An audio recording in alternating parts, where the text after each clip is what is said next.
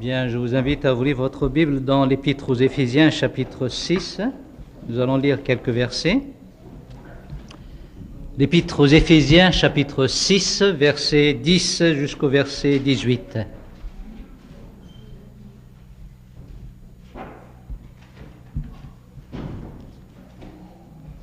Eh bien, si vous avez trouvé le passage, nous allons le lire ensemble. C'est moi qui vais lire, mais vous allez écouter en tout cas. Les armes spirituelles du chrétien. Au reste, fortifiez-vous dans le Seigneur et par sa force toute puissante, revêtez-vous de toutes les armes de Dieu afin de pouvoir tenir ferme contre les ruses du diable. Car nous n'avons pas à lutter contre la chair et le sang, mais contre les dominations, contre les autorités, contre les princes de ce monde de ténèbres, contre les esprits méchants dans les lieux célestes. C'est pourquoi prenez toutes les armes de Dieu, afin de pouvoir résister dans le mauvais jour, et tenir ferme après avoir tout surmonté. Tenez donc ferme, ayez à vos reins la vérité pour ceinture, revêtez la cuirasse de la justice, mettez pour chaussure à vos pieds le zèle que donne l'évangile de paix. Prenez par-dessus tout cela le bouclier de la foi, avec lequel vous pourrez éteindre tous les traits enflammés du malin. Prenez aussi le casque du salut et l'épée de l'esprit, qui est la parole de Dieu. Faites en tout temps, par l'esprit, toutes sortes de prières et de supplications. Veillez à cela avec une entière persévérance et priez pour tous les saints. Nous avons eu l'occasion de voir ensemble à maintes reprises l'importance en tout cas de ces armes divines, les armes de Dieu. Le terme en tout cas plus ou moins approprié, c'est la panoplie divine. Et c'est au singulier car c'est l'ensemble de toutes les armes en tout cas, mais on appelle cet ensemble la panoplie divine, les armes que Dieu nous donne en tout cas dans la vie chrétienne. Et si vous n'êtes pas encore chrétien, si vous n'êtes pas encore sauvé, si vous n'avez pas encore accepté Jésus-Christ dans votre vie, eh bien, comme nous avons entendu ce matin, nous n'aurons pas la victoire sur le péché. Nous n'aurons pas la victoire sur notre ennemi. Et le combat que nous avons, ce n'est pas un combat charnel, c'est-à-dire entre homme et homme. Je me rappelle très bien ce que disait une dame qui est devenue chrétienne, qui a accepté Jésus comme son Seigneur et Sauveur, et elle est complètement changée. Puis il y avait des gens qui, dans ce temps, essayaient de la taquiner, de lui faire des torts même dans sa vie, et agir d'une manière païenne, des chrétiens, agir d'une manière païenne aussi.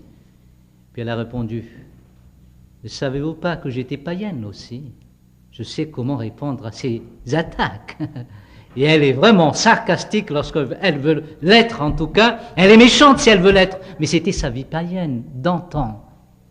Mais elle aurait pu être capable d'agir comme eux et de réagir comme eux, comme des païens dans la vie ancienne en tout cas. Mais elle a dit non, je ne vais pas le faire. Et ça c'est un bon signe. Elle a la victoire, elle aurait pu agir comme elle l'était avant, capable. Vous me dites cela, eh bien je suis capable de vous répondre. Vous ne savez pas qui je suis. Je suis Miara. Ou bien vous mentionnez aussi votre nom. Mais lorsque nous devenons chrétiens, nous avons la victoire. On a toujours cette tentation de réagir, non pas d'agir, mais nous avons ce Seigneur, cet Esprit de Dieu qui est en nous, qui nous donne la victoire. Mais pratiquement, qu'est-ce qu'il fait pour que nous ayons cette victoire dans notre vie chrétienne? C'est annoncé, ça, c'est déclaré, c'est Dieu qui fait tout cela dans notre vie, mais comment il le fait?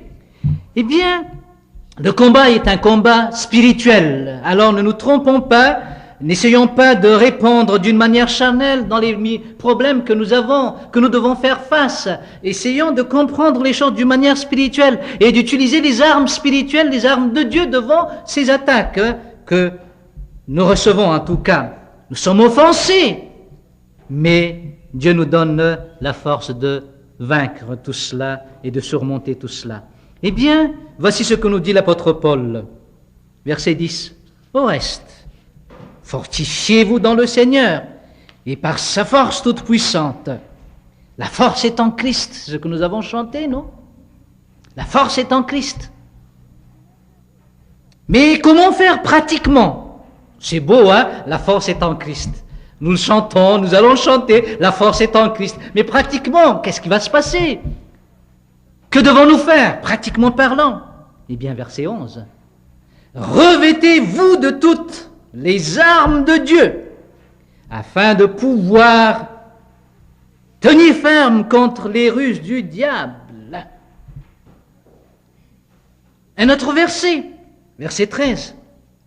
C'est pourquoi prenez toutes les armes de Dieu, afin de pouvoir résister dans le mauvais jour et tenir ferme après avoir tout surmonté ou bien après avoir résisté. Nous avons deux impératifs très clairs là. D'abord, se revêtir des armes. Revêtez-vous des armes divines, de la panoplie divine. Mais après, il ajoute ceci, prenez toutes les armes de Dieu, les armes divines, la panoplie de Dieu. Prenez. Il y a quand même une nuance entre se revêtir et prendre l'arme. Eh bien, je tiens à vous dire d'abord que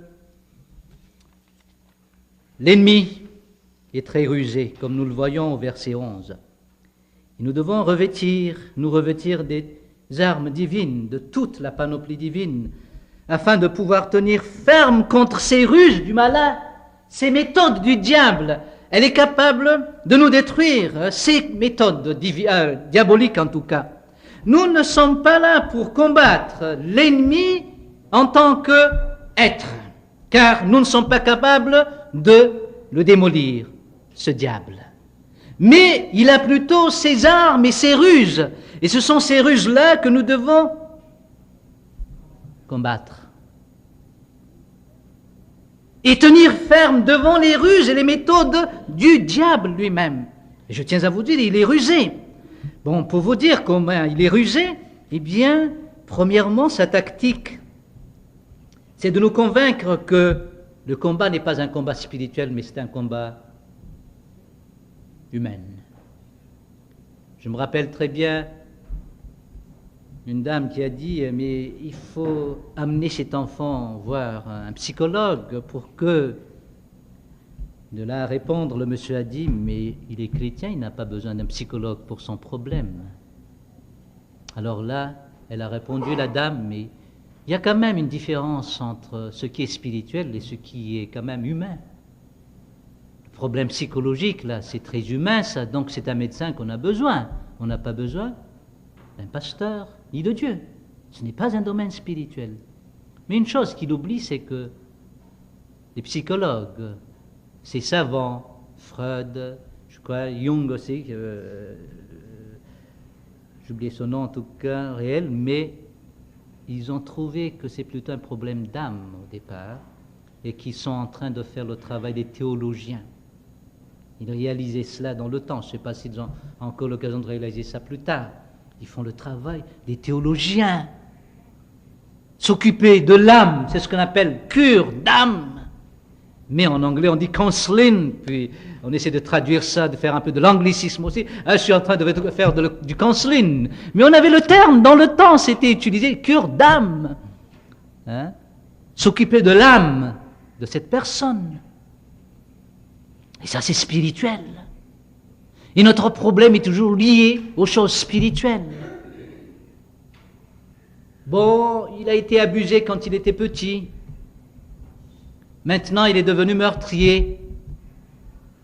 N'allez pas dire que c'est un problème spirituel, c'est un problème physique, elle a été touchée physiquement. C'est ce qu'on nous dit. Alors mettez-vous à sa place. Il a été abusé. Donc, une réaction maintenant, il est devenu meurtrier. Où est la solution alors? Il a besoin de thérapie. Et il ne faut pas l'emprisonner. Il faut plutôt le traiter. Il est malade. Vous voyez la ruse du diable, là? Il est très rusé pour nous dire que ce n'est pas un problème spirituel, c'est plutôt une histoire de cet enfant, son passé. Et à cause de ce passé, il est maintenant comme cela.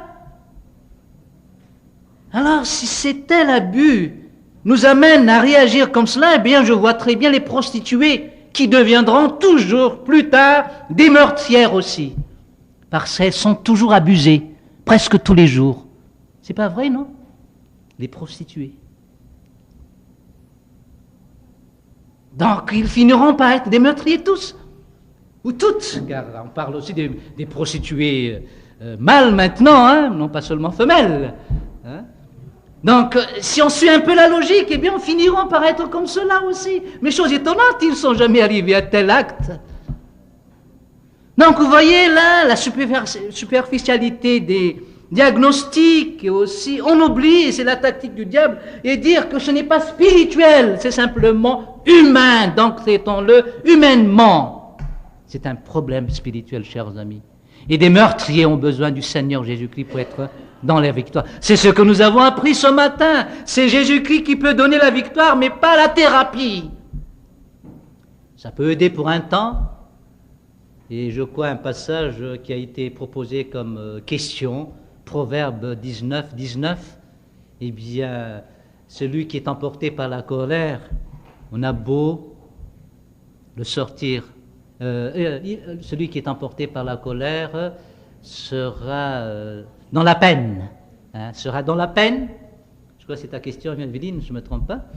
C'est pas toi qui l'as annoncé, c'est ta mère. Bon, nous allons répondre à cette question peut-être cet après-midi. Eh bien, il est dit après, bien qu'on ait eu l'occasion de le délivrer, cet homme, on est obligé de revenir. Qu'est-ce que ça veut dire? Venez cet après-midi pour voir la réponse, écouter la réponse. Mais grosso modo, c'est que, en réalité, lorsqu'on apporte une solution plutôt symptomatique, on sera obligé de revenir toujours sur le même problème. Vous comprenez ce que je suis en train de dire là? C'est qu'on ne traite que le symptôme. Mais la maladie, elle est toujours là. Le vrai problème de l'homme, c'est le problème spirituel. C'est ça le vrai problème de l'homme. Mais je ne néglige pas ce côté qui pourra aider peut-être la personne, ce côté, comme on appelle, humain.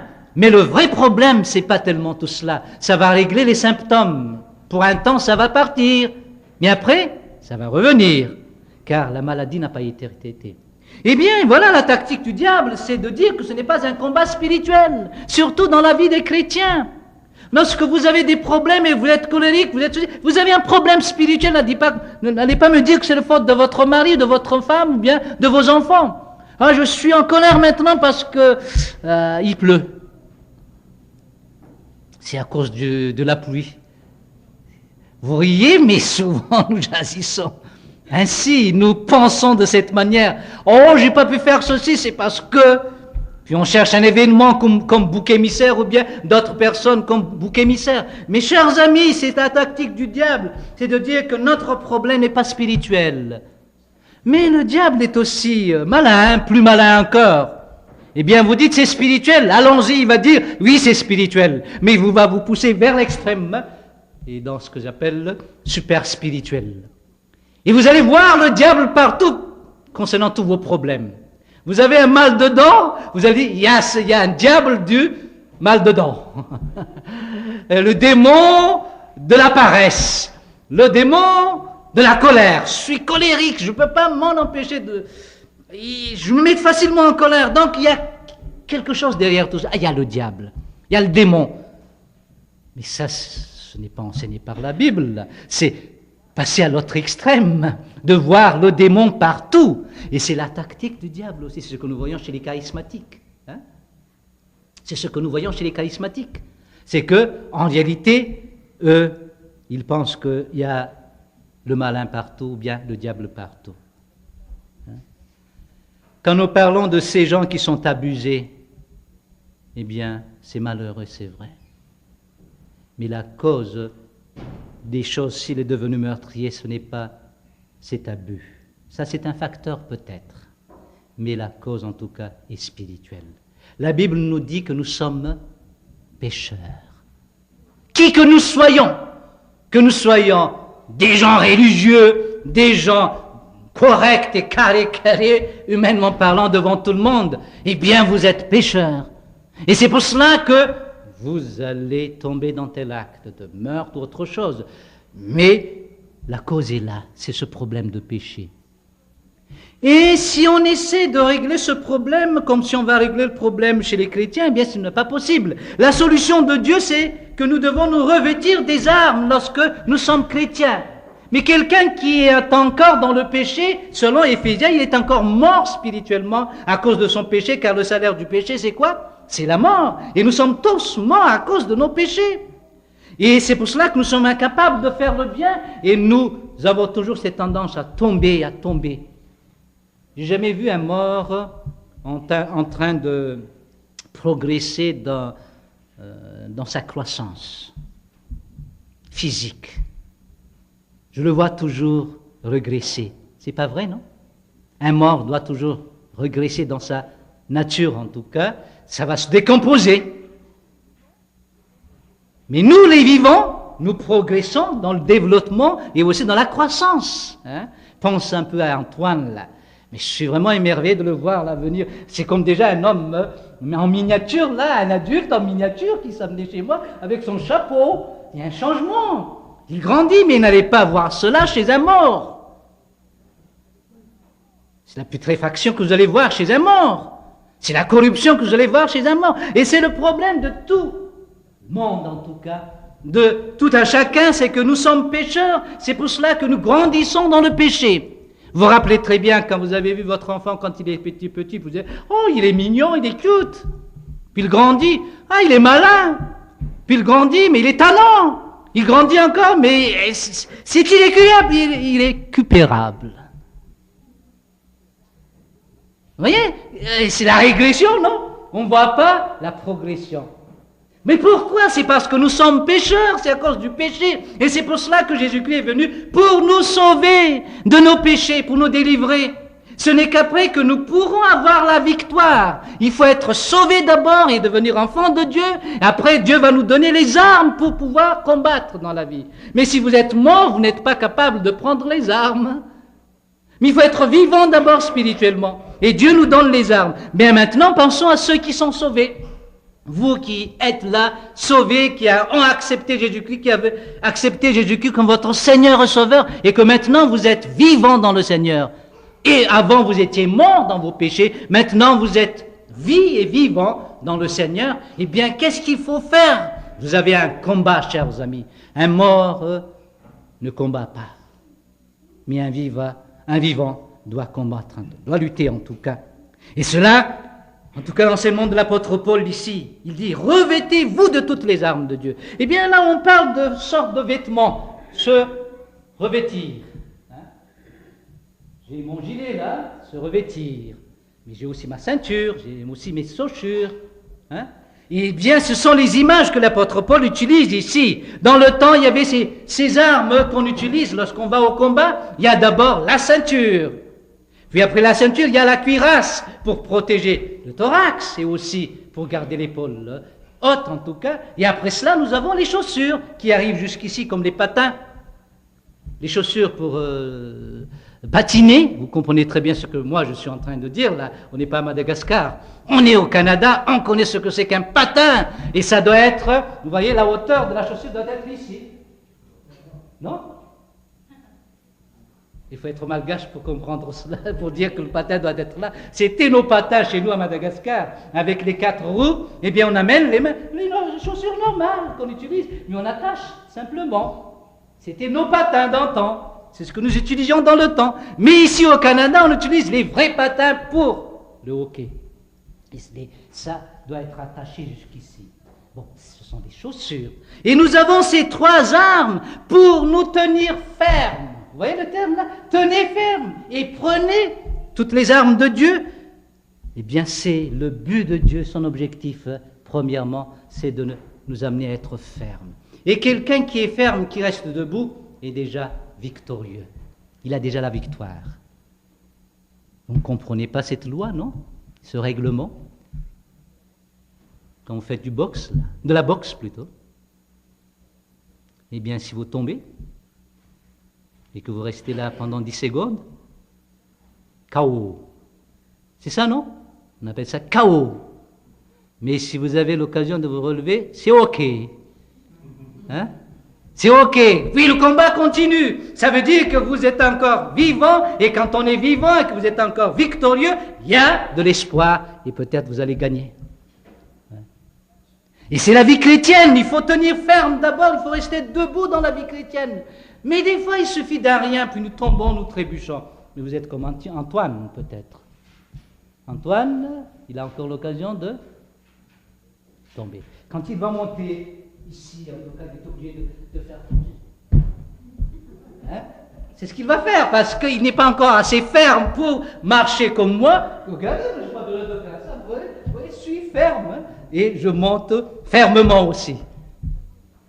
C'est un peu l'image que nous avons ici. Est-ce que vous êtes encore comme Antoine spirituellement et que vous avez besoin d'utiliser encore vos bras puis pouvoir monter? Soyons des adultes, chers amis. Alors, mettons plutôt ces armes de Dieu pour être des gens qui sont fermes dans leur vie chrétienne. Avoir les épaules hautes, vous voyez très bien. Avoir cette position de force, mais pas la position de faiblesse et de défaitisme aussi. Toujours la défaite dans la vie. Il suffit d'un rien, puis on s'éclate. Il suffit d'un rien, puis on tombe. Il suffit d'un rien, puis on n'arrive pas à faire ceci et cela. Pourtant, vous dites, vous êtes chrétien. Et Dieu dit que dans le Seigneur, en Christ, nous avons quoi, comme on avait chanté tout à l'heure? La victoire, la force est en Christ. Pourtant, on dirait que vous n'avez pas de force. La force est en Christ et vous n'arrivez même pas à soulever la cloche. Vous avez la force? Eh bien, c'est vrai, la force est en Christ, mais il nous donne les armes pour rester fermes. Et les armes, 3 armes pour nous garder fermes en tout cas. La première, c'est quoi? C'est la vérité. C'est la ceinture. La deuxième, c'est la cuirasse, qui est la justice. La troisième, ce sont les chaussures, qui est l'évangile, le zèle de l'évangile de paix. Et ce sont des armes qui nous amènent à être fermes simplement. Vous restez debout grâce à ces 3 armes. Alors il dit, revêtez-vous de ces 3 armes. Mais après il ajoute ceci, prenez, au verset 13, c'est pourquoi, prenez toutes les armes de Dieu, nous avons 3 autres armes en plus. Là, c'était simplement des armes pour nous amener à être fermes dans notre combat, à rester debout dans notre combat, c'est tout. Mais qu'est-ce que ça va amener? Un boxeur qui reste toujours debout, mais il ne va pas gagner, lui. Il va seulement recevoir les coups. Boum, puis il est resté debout, boum, puis il est resté debout. Ça mène où? Enfin, c'est déjà une petite victoire en tout cas. La moitié de la victoire est acquise. Elle est déjà acquise la moitié parce qu'il est resté debout. Mais il y a 3 autres armes que nous devons utiliser, que j'appelle des armes défensives et aussi offensives. Pour se défendre. En tout cas, la cuirasse peut être aussi défensive, mais je mettrai l'emphase sur les 3 autres en tout cas. Des armes défensives et des armes offensives pour pouvoir se protéger, mais pour pouvoir attaquer aussi. Quelles sont ces armes? La première, c'est le bouclier. Et le bouclier, c'est quoi? C'est la foi.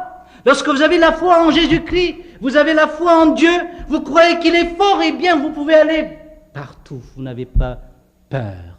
Cette foi va vous aider. Il y aura des attaques, il y aura des coups par-ci, par-là, mais vous allez rester ferme, chers amis. Mais en plus, vous allez être protégés des attaques de ces traits enflammés du malin, grâce au bouclier de la foi. On a eu l'occasion de voir cela. Deuxième chose, quelle est notre arme qui est défensive aussi? Eh bien, le casque. C'est la partie la plus sensible, en tout cas, la tête. J'ai jamais vu quelqu'un, lorsqu'on lui lance des pierres, protéger ses genoux. Ouh, vous me lancez des pierres, vous faites comme ça. J'ai jamais vu quelqu'un agir ainsi. Mais ce que je vois, c'est quoi? Réflexe humain. C'est comme ça. Non? Non. C'est comment? C'est toujours là. Protéger la tête, car elle est vitale en tout cas, elle est très importante dans notre vie. Vous avez beau avoir votre corps, vos bras, vos membres, mais la tête décapitée, un pléonasme, ça fait rien, eh bien, vous êtes mort. Mais si on coupe vos bras, les deux, et que vous avez encore votre tête, eh bien, vous avez encore de l'espoir. Vous comprenez cela? Il y a une partie vitale dans notre corps, et il ne faut pas la toucher en tout cas, cette partie. Et il faut avoir un casque. Dans la vie chrétienne, nous avons besoin de ce casque aussi pour pouvoir se protéger de l'attaque de l'ennemi. Et ça, c'est le salut. Si vous n'êtes pas sauvé, vous n'avez pas d'assurance dans votre vie chrétienne. En tout cas, ce n'est même pas une vie de chrétien parce que vous n'êtes pas sauvé. Et si vous êtes sauvé, vous devez avoir cette assurance du salut, que vous êtes sauvé. C'est ça qui va vous donner la force dans la vie. Et que si on essaie de vous attaquer, vous êtes toujours là, vous êtes protégé parce que vous avez le salut. Et c'est Dieu qui vous sauve jusqu'au bout, le salut est passé, présent, mais futur aussi. C'est garanti par Dieu, il peut vous sauver éternellement. Et il le fait en tout cas, il nous sauve jusqu'au bout.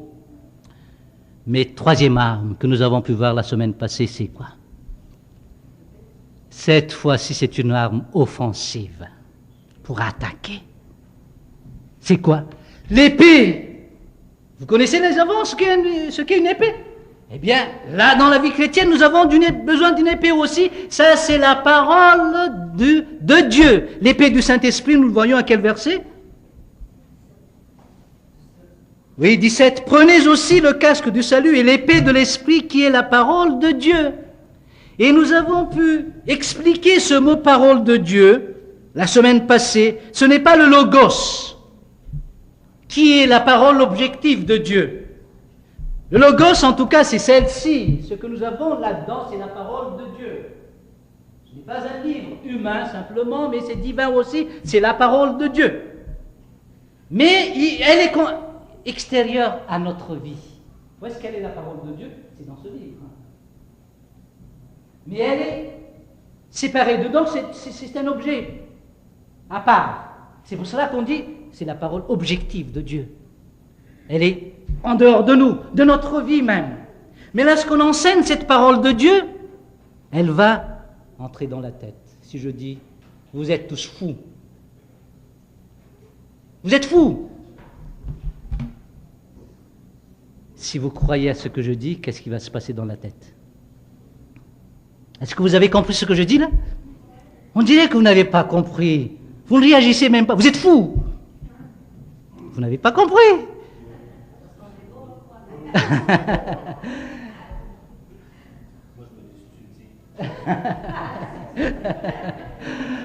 Bon, si vous comprenez ce que je dis, que je le dis vraiment de tout mon cœur, vous allez réagir, non? Pourquoi vous allez réagir? Parce que vous l'avez compris. Cette parole n'est plus objective à vous, elle est subjective. C'est-à-dire intérieure maintenant. Ça s'est internalisé dans votre vie. Ça vous a touché, ça vous a marqué. Et pendant la nuit, qu'est-ce que vous allez faire? Vous allez ruminer cela. Yara m'a traité de fou. Mais pourquoi il m'a traité de fou? Mais qu'est-ce que j'ai fait? Mais je suis folle, je suis fou. Puis vous allez ruminer ça, vous allez ruminer. Mais ça va détruire votre vie. Une simple parole fou risque de détruire votre vie. Ce mot F-O-U détruit complètement votre vie, toute la journée. Ça va détruire votre vie, un simple mot, parce qu'elle est devenue comment? Subjective, c'est-à-dire qu'elle est entrée dans votre vie. Vous l'avez comprise, cette parole, et vous l'avez gardée dans votre tête, et vous l'avez prise comme une parole qui vous touche. Vous êtes laissé toucher par cette parole. Et si je vous dis, Adala Dala Dol Nororit, est-ce que vous allez réagir? Pourquoi? Parce que vous n'avez rien compris, c'est du malgache. Mais c'est pourtant le même terme. C'est vous êtes fou. En malgache. Mais vous n'avez pas compris, ça n'a rien changé. Donc, ce n'est jamais devenu une parole subjective. Vous voyez très bien la différence entre une parole objective et une parole subjective. C'est parce qu'une parole est subjective lorsqu'elle vous touche en réalité et qu'elle vous parle et vous la prenez comme la vôtre. Si vous lisez une lettre, nous allons arriver par bateau lundi. Venez nous chercher à Montréal. Est-ce que vous allez chercher cette personne? Vous ne la connaissez même pas. Vous avez beau comprendre le français, mais vous n'irez pas là-bas. Nous viendrons par bateau, venez nous chercher lundi à Montréal. C'est compréhensible comme expression, non? C'est du français. Mais ça n'a pas d'effet dans votre vie. Vous n'allez pas à Montréal pour aller chercher cette personne. Pourquoi? Parce que vous ne la connaissez pas. Donc c'est une parole qui n'a pas d'effet dans votre vie. Donc c'est vraiment étranger à votre vie, encore objectif. Donc objectif, vous m'excusez, à votre vie. Mais, lorsqu'elle vous touche et que ça fait vous réfléchir, vous faire réfléchir, eh bien elle devient une parole subjective. Et le terme pour cela, dans Le grec dans la Bible, ce n'est pas logos, mais rhéma. Il y a cette logos et cette rhéma. Est-ce que la parole de Dieu reste toujours simplement logos dans votre vie? Encore objectif, ça ne vous touche pas. Ou bien est-ce que la parole de Dieu vous touche maintenant, par exemple, en écoutant cet enseignement que je donne là? Eh bien, si la parole de Dieu vous touche, c'est parce qu'elle est devenue subjective.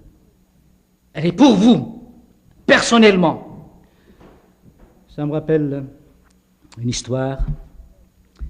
Après une prédication, une belle prédication, la dame était venue voir le pasteur. Chez nous, en tout cas, lorsqu'on sort, eh bien, les gens disent toujours bonjour, merci au pasteur. Quand ils sortent, le pasteur essaie de les accueillir, en tout cas. Eh bien, on salue le pasteur à la porte. Puis la dame, merci bien, monsieur le pasteur, c'était un bon message. C'est vraiment ce que mon mari a besoin. Et le mari, un peu plus tard, est sorti aussi, puis il était venu voir le pasteur. Eh bien, ça c'est un bon message, monsieur le pasteur. Je tiens à vous remercier pour ce message. J'espère que ma femme va changer. C'est bien ce qu'elle a besoin. Eh bien, le mari pense que c'est bien pour sa femme, et la femme pense que c'est bien pour son mari. Est-ce que c'est subjectif comme parole? Non. C'est encore pour les autres, mais pas pour moi. Mais lorsqu'elle vous touche, c'est la rhéma qui vous touche là. Et vous dites, ah mais c'est moi ça. Et pensez à cette dame, cette jeune fille. Elle était venue pour la première fois chez nous. Puis elle a dit, je ne reviendrai plus dans cette église. Puis son frère l'a dit, mais pourquoi? Mais votre pasteur a un espion peut-être, mais il connaît toute ma vie. Il ne faisait que parler de moi, là. Non, je ne reviendrai plus dans votre église. Donc la parole était comment? Subjective, ça a touché vraiment la femme. Je ne la connaissais même pas.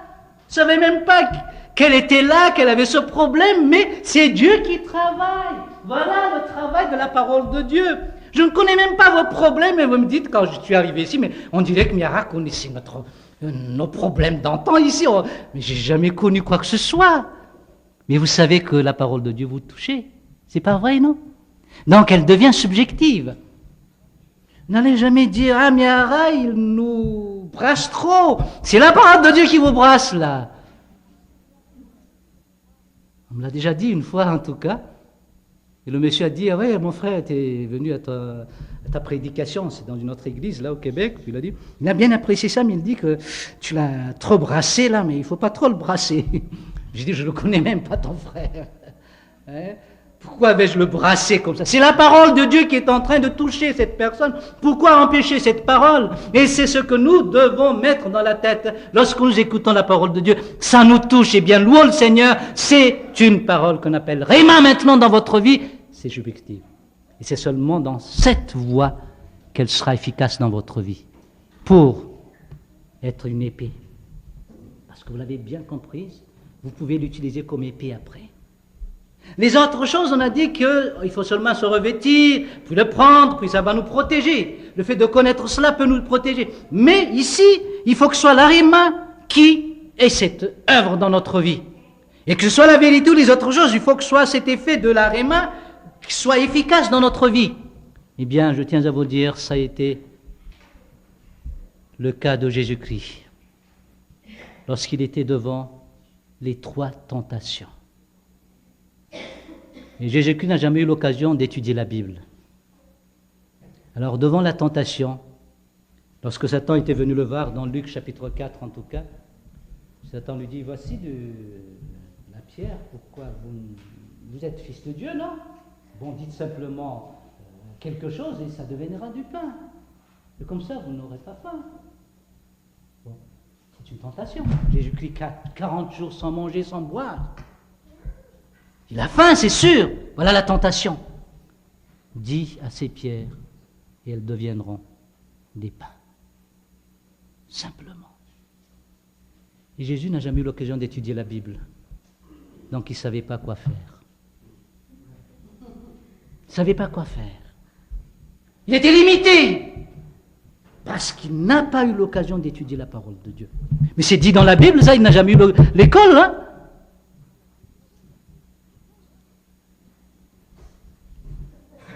Vous riez parce que vous comprenez l'histoire. Il connaît trop la Bible. Il connaissait la Bible. Hein?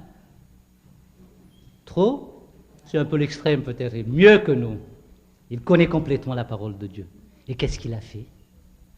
Grâce à cette connaissance de la parole, qu'est-ce qu'il a dit? L'homme ne vivra pas de pain seulement, mais de toute parole qui sortira de la bouche de Dieu. Et qu'est-ce qui est arrivé? Chaos. Le diable est parti. Et la Bible nous dit clairement, résistez. Et voilà le terme que nous avons, regardez bien, hein, au verset 14. Tenez donc ferme lorsqu'on se revêt de ses armes. Mais lisez au verset 13. C'est pourquoi prenez toutes les armes de Dieu afin de pouvoir résister. Il y a deux verbes. Premièrement, tenez ferme. Deuxièmement, résister. Avec les armes que nous avons pu trouver avant, les trois armes. Les premières, c'est pour nous rendre fermes. Tenez ferme avec ces trois armes. Mais maintenant, résistez avec ces trois deuxièmes types d'armes. C'est-à-dire le bouclier, quoi encore? Le casque. Et dernièrement, l'épée. Il faut résister aussi. Grâce au bouclier, vous pouvez résister. Grâce à votre casque, vous pouvez résister. Mais surtout, grâce à votre épée, qui est la parole de Dieu, vous allez résister. Qu'est-ce qu'il a fait, Jésus-Christ? Il a utilisé son épée. C'est ça, non? Il l'a utilisé sur l'ennemi. Pourquoi il a pu le faire? Parce qu'il avait l'épée avec lui. C'était dans son... Comment l'appelle-t-on pour porter l'épée, là? Merci pour le terme, vous m'instruisez, là. Bien, voilà, il faut le mettre là-dedans. Il l'avait en tout cas, Jésus-Christ. Est-ce que vous avez cette épée dans votre vie quand vous sortez? Moi, ce que je dis toujours à Jonathan quand il sort, où est ta clé? Sinon, il ne pourra pas rentrer si je rentre au sol, là. Où est ta clé? Il faut qu'il l'ait toujours avec lui. Et l'épée, exactement. Et comment allez-vous faire? Eh bien, vous allez dire, moi, j'ai ma Bible avec moi, elle est dans ma poche. C'est ça? Mais elle est encore objective. Hein? C'est-à-dire, en dehors de vous. Il faut qu'elle rentre. Alors, ne vous étonnez pas si la parole de Dieu nous incite à ceci. Lisons quelques passages. Premièrement, Colossiens. Lisons quelques passages. Pour pouvoir utiliser ces armes, qu'est-ce qu'il faut faire? Colossiens, chapitre 3, verset 16.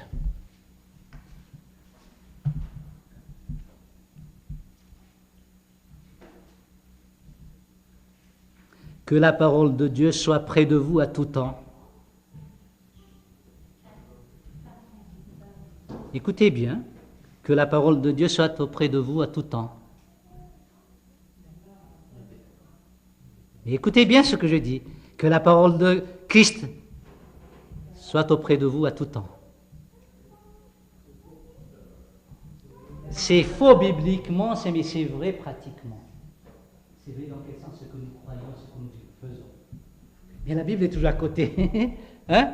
On connaît des versets aussi, puis ils sont là. Mais ces versets, ces paroles ne deviennent pas des paroles subjectives qui rentrent en nous, qui nous touchent. Vous comprenez ce que je dis là? Est-ce que la parole de Dieu vous touche quand vous lisez? Ou bien c'est seulement des paroles que vous comprenez simplement, intellectuellement parlant? Mais il faut que ça vous touche vraiment. Et que ça change votre façon de voir et votre vie. Donc ce que nous demande la Bible, c'est que nous devons en tout cas laisser la parole de Dieu plutôt non pas être à côté de nous, mais habiter parmi vous abondamment. En d'autres termes, nous devons être remplis de quoi? De cette parole de Dieu. Voilà l'exhortation de l'apôtre Paul. Pourquoi? Lorsque, dans les mauvais jours, et c'est ce que nous voyons dans Colossiens, afin de résister dans le mauvais jour. Lorsque le mauvais jour arrive, vous pouvez enlever l'épée et vous défendre. Et l'épée, c'est de la parole de Dieu. Et que vous ne l'avez pas, eh bien, vous allez dire, comme les gens qui sont des chrétiens fétichistes, c'est une contradiction en termes, ça, des chrétiens fétichistes, eh bien, il paraît qu'ils n'arrivent pas à dormir le soir, eh bien, ils prennent leur Bible, ils mettent ça sous leur oreiller, pour pouvoir bien dormir, pour être dans la paix. Et vous riez ou bien vous faites des grimaces à cause de cela, mais il y a des gens qui croient à cela. Ce n'est pas de cette manière que la parole de Dieu aura un effet dans notre vie. Ce n'est pas de cette manière qu'elle va nous protéger aussi. Il faut qu'elle entre en nous d'abord pour pouvoir la sortir après. Vous avez bien écouté le message ce matin pour les enfants. Pourquoi ce jeune homme ne pouvait pas parler? Parce qu'il est sourd. Souvent, les sourds sont des sourds muets. Peut-être ils sont capables de parler, mais parce qu'ils sont incapables d'entendre, donc facilement ils ne vont pas parler. Des sourds muets. Eh bien, pourquoi vous n'êtes pas capable de vous défendre devant l'ennemi? C'est parce que l'épée n'est jamais venue dans votre vie, la parole de Dieu. C'est toujours en dehors, c'est toujours quelque part, mais jamais dans votre vie intérieure. Et pensez à ce que dit le psalmiste. Dans le psaume 119, vous connaissez très bien, verset 11.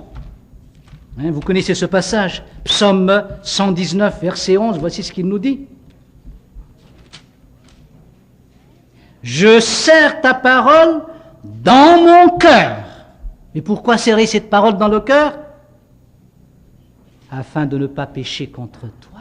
Vous voyez là l'effet de la parole de Dieu. Elle est puissante, elle est notre arme, chers amis, mais il faut qu'elle entre en nous.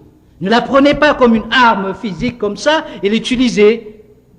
C'est du fétichisme. Vous croyez à la puissance de ce livre. Il n'y a rien de puissance là-dedans. C'est dans le contenu que se trouve la puissance et le contenu qui entre en nous lorsque le Saint-Esprit utilise cette parole dans notre vie. C'est là qu'elle devient l'arima. L'arima qui nous touche et qui change notre vie. Alors posez bien la question. Pourquoi des défaites dans votre vie? Pourquoi Christ n'a jamais eu de défaite? Parce qu'il connaissait la parole de Dieu.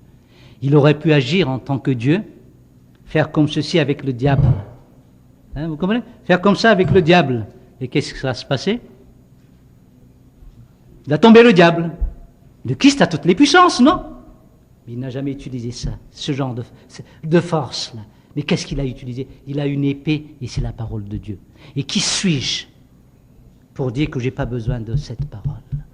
Christ, dans sa vie humaine, avait besoin de cette parole. Et il a en lui, en tout cas, ces paroles de Dieu. Et devant les Sanhédrins avaient les yeux gros comme ça en écoutant un jeune garçon comme Samuel, peut-être 12 ans, capable de leur enseigner, d'expliquer la parole de Dieu. Il avait la parole de Dieu en lui. Donc vous voyez même, il devient sage devant tout le monde parce qu'il connaît la parole de Dieu. Donc pratiquement, qu'est-ce que ça veut dire, chers amis? La parole qui devient vraiment l'arima dans votre vie et qui est votre épée, eh bien, il faut premièrement que le pasteur enseigne. Il faut que le pasteur enseigne. Et que dans l'église, nous ne venons pas pour simplement chanter, ni simplement faire des partages, mais vraiment enseigner dans la parole de Dieu, dans l'église. Et c'est ce qui manque dans certaines églises maintenant. On vient le dimanche matin, c'est des Alléluia, et ça s'arrête là. Et cette personne va sortir pendant toute la semaine sans armes et sans épée. Ne vous étonnez pas s'ils vont tomber. Le problème est chez le pasteur. Alors dans ce cas-là, nous les pasteurs, nous devons enseigner la vérité, nous devons enseigner la justice, nous devons enseigner tous les aspects de la parole de Dieu pour que cette parole devienne la réma dans la vie de chaque chrétien.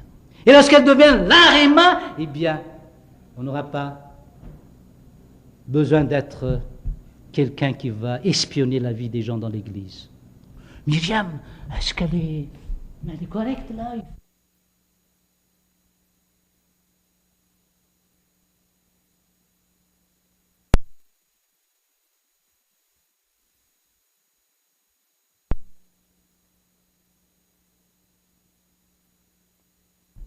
Et c'est cette réma qui va la protéger. Elle va utiliser cette arme devant n'importe quoi. Et vous l'avez déjà vu dans votre vie peut-être. Que vous avez utilisé la parole de Dieu et c'est efficace dans n'importe quel domaine pour vous défendre premièrement, mais aussi pour vaincre l'ennemi.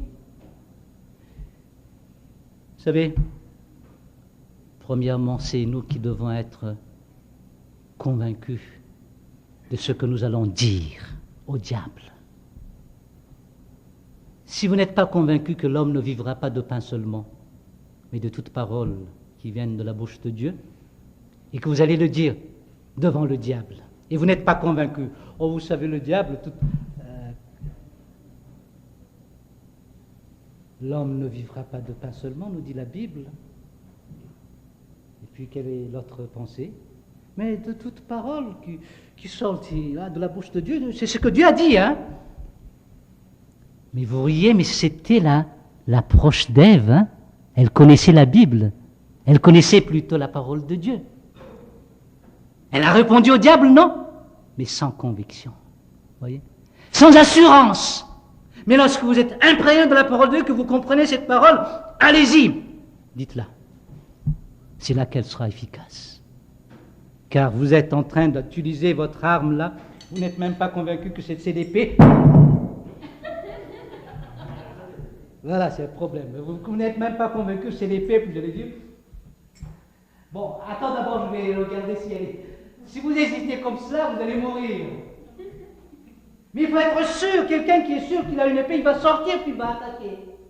Aucune hésitation. Mais pourquoi vous hésitez? Pourquoi vous doutez aussi dans votre vie? Parce que vous n'êtes pas sûr de cette parole de Dieu. Il faut croire que la parole de Dieu est vraie. Et ce qu'elle dit est vrai, c'est que vous avez besoin de croire. Et lorsque vous croyez à cette parole, ne vous étonnez pas si vous allez être capable de vaincre après. Quel que soit le péché qui viendra dans votre vie, vous serez capable de vaincre grâce à cette parole qui va vous imprégner, qui a eu l'occasion d'imprégner votre vie. Et utilisez-la avec cette conviction. Moi, je suis toujours, comment dirais-je, plus ou moins allergique avec les gens qui disent, moi, ce que je pense à ce verset-là, je dis toujours, mais je n'ai pas besoin de ce que tu penses, mais que dit la Bible? On n'est pas là pour émaner sa pensée sur la parole de Dieu, mais d'être sûr de la parole de Dieu et l'annoncer. Et on m'a dit toujours, mais t'es dogmatique quand tu enseignes. On dirait que c'est ça, c'est ça, c'est ça. Mais je ne vais pas dire quelque chose, je ne suis pas sûr. Je ne viens pas ici pour dire, voilà ce que je pense. Je viens ici pour vous dire, voilà ce que la Bible dit, et je ne suis pas sûr, je ne vais pas le dire. Vous me demandez sur l'eschatologie. Est-ce que le Seigneur viendra sur terre et restera 1000 ans ici, avec nous? Bien, je tiens à vous dire, je ne vais pas donner un enseignement là-dessus. Je peux vous émaner simplement ce que je pense. Parce que je ne suis pas sûr. Je ne suis pas sûr, c'est les choses sur le futur. Non, vous n'avez jamais entendu Miara parler sur l'eschatologie. On est amillénariste, on est prémillénariste, on est dispensationaliste, Vous n'avez jamais entendu parler de cela ici depuis mon arrivée. Ça fait 2 ans quand même que je suis ici. Parce que moi-même, je ne suis pas sûr dans ce domaine. Qu'est-ce qui va arriver? Il y a des choses que je ne crois pas, où je suis sûr, mais il y a des choses que je n'arrive pas encore à comprendre, mais quand le Seigneur viendra, je vais lui poser la question, est-ce que c'est ceci? Il saura me répondre. Et si vous avez des questions, attendez qu'il revienne et je poserai la question à Jésus-Christ. On n'aura plus de réunion ici, on va lui poser la question directement, il va nous répondre dans ce temps-là. Donc vous voyez, il faut être sûr de ce que nous annonçons, mais pour pouvoir être sûr, il faut être convaincu. Et que ça nous touche, ça nous parle. Marie, aimez votre femme. Pourquoi vous n'êtes pas capable d'aimer votre femme? Parce que vous n'y croyez pas. Le monsieur était venu voir le pasteur. Monsieur le pasteur, je crois, notre foyer ne fonctionne plus. Notre foyer ne fonctionne plus. C'est la divorce. Je n'aime plus ma femme. Puis le pasteur était venu le dire. Mais tu sais, la Bible nous dit clairement, Marie, aimez votre femme. Oui, je sais, je comprends tout cela, mais je ne peux plus l'aimer. Bon, c'est ta femme. Non, ce n'est plus ma femme. C'est quoi encore? C'est quoi alors? Bon, le pasteur dit, c'est ta voisine alors. C'est ta prochaine, comme on dit pour le prochain. En tout cas, c'est ta voisine. Oui, ce n'est plus ma femme, mais c'est quelqu'un qui est à côté de moi, là, qui vit avec moi là, à la maison. Puis le pasteur tournait sa Bible, lui dit, aimez vos prochains. Donc là, tu dois aimer ton prochain. Oui, c'est vrai ce que la Bible dit, mais ce n'est plus mon prochain. Mais elle est quoi alors dans ta vie? C'est ton ennemi? Oui, c'est mon ennemi. Puis la Bible est toujours là, le pasteur a ouvert la Bible. Puis le passage lui dit, aimez vos ennemis. Quel soit ton ennemi, quel soit ton prochain, quelle soit ta femme, tu dois l'aimer. Mais cette parole n'est jamais imprégnée, cette personne. C'était devenu simplement une parole objective, qu'il comprend très bien. Et ça ne l'a pas touché intérieurement, il n'a pas cru à cela, pour sa vie personnelle. Donc rien n'a changé. Mais s'il croit cette parole, c'est sûr qu'il va embrasser sa femme à la maison. Ah chérie, hein? Mais pourquoi il n'agit pas comme ça? Parce qu'il ne croit pas à cette parole de Dieu. Il faut croire pour voir après les faits. Et vous allez voir cet effet, croire à cette parole de Dieu et utiliser cette parole de Dieu dans votre vie. Un dernier exemple, c'est que c'était mon cas. J'ai eu mon accident de voiture 3 mois après avoir reçu la voiture flambant neuf. C'est une voiture qui sortait de l'usine au Japon, qui arrivait directement à Madagascar. 2 mois après, je crois, 2 mois et quelques jours après, paf, un accident presque tonneau. Mettez-vous à ma place. Puis voici ma question. Je dis, Seigneur, pourquoi? Puis tout d'un coup, un verset revenu dans ma tête.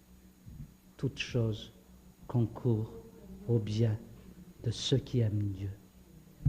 Et ce jour-là, je me suis mis assis sur le pneu qui est comme cela, vous savez, là comme ça. Il y avait un monsieur, le seul monsieur qui nous a vus dans l'accident, qui tenait ma fille Emmanuelle. Puis il m'a regardé, là j'étais en train de prier. Là. Merci Seigneur pour cet accident.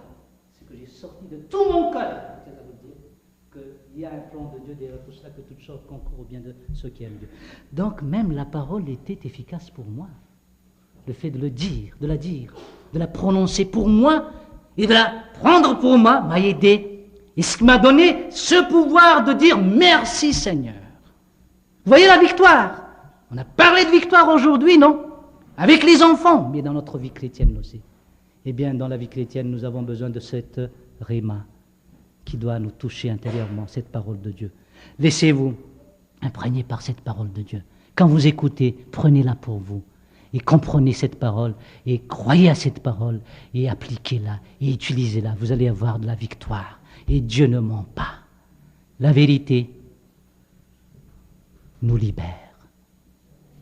Vous comprendrez la vérité, et la vérité vous rendra libre, la Bible. Eh bien, ma prière, c'est que chacun de nous ait cette victoire. Si vous n'êtes pas encore sauvé, c'est que vous acceptez Jésus-Christ comme votre Seigneur Sauveur. Vous allez être parmi ces gens qui vont être toujours victorieux dans leur vie. Et si vous êtes sauvés, eh bien, recevez la parole de Dieu, comme la plante qui a été plantée chez vous, avec douceur, et qu'elle ait son effet dans votre vie, afin que vous soyez toujours victorieux. Amen.